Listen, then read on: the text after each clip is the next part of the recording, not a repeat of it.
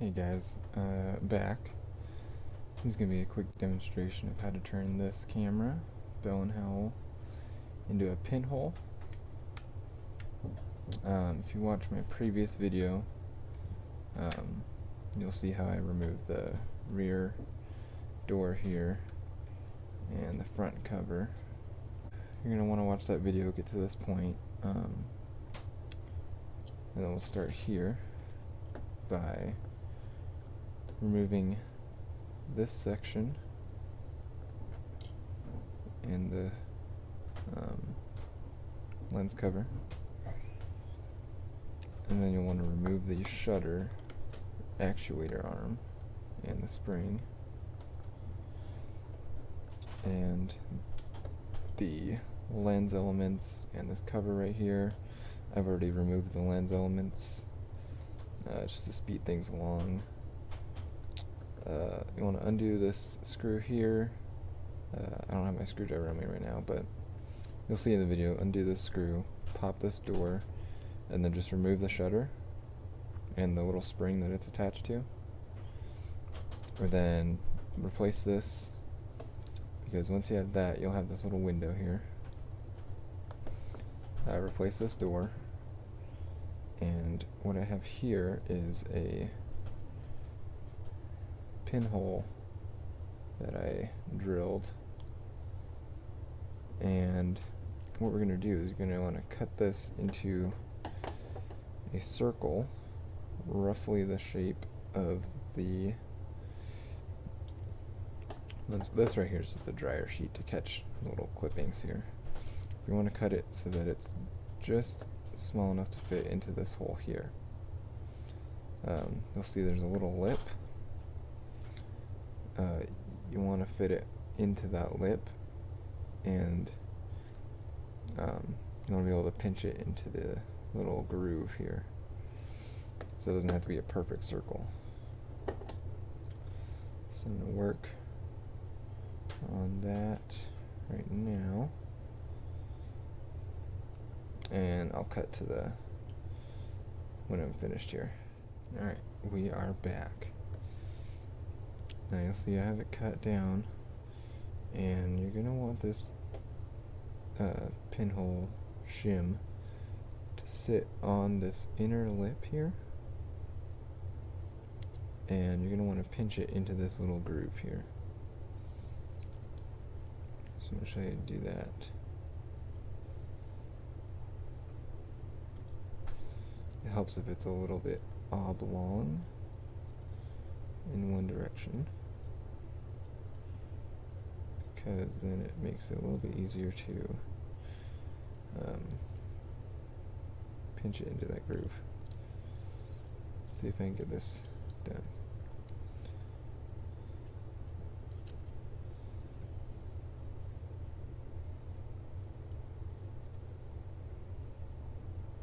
Okay, so I got my mini screwdriver here. Just gonna want to poke it in. See how it bent right there? It's perfect. You want to push that bend as flat as possible into that groove.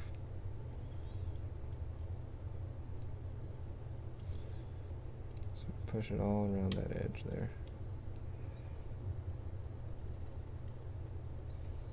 That way it'll sort of pinch it up against there and it won't move. And you'll have a nice little light, tight seal there.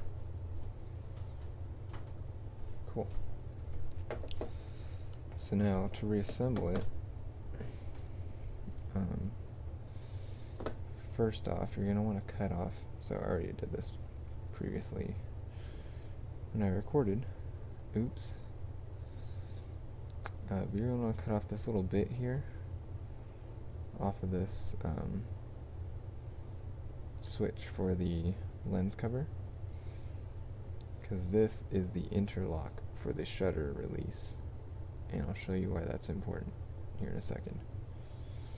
You want to cut it off right there at the end of this L bracket looking thing. Alright, so once you've removed the lens elements and everything, you want to keep this black triangle looking piece, just to, you know, keep a nice little uniformity look in there.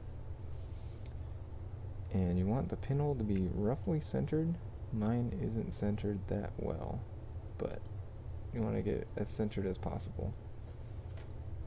Alright, so you'll see in my previous video again how to reassemble this. But I want to put this actuator for the shutter back on. Alright. Now here's the cool part. So here's the lens cover.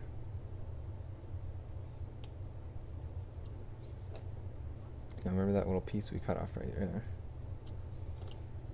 That is an interlock so that the shutter won't go down.